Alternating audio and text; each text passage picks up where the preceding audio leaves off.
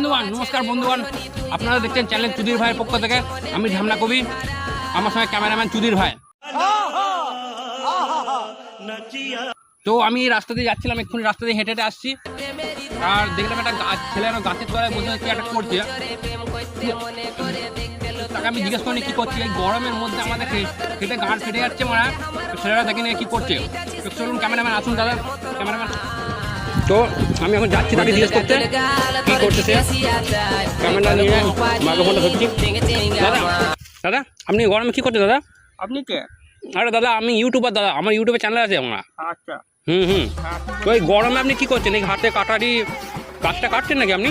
হ্যাঁ দাদা, আসলে বাড়িতে কাঠ পেতে হয়ে গেছে, ওই জন্য ভাবলাম যে গাছটা কেটে একটু জ্বালানি নিয়ে যাবো।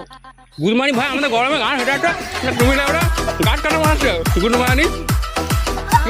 আমি কেমন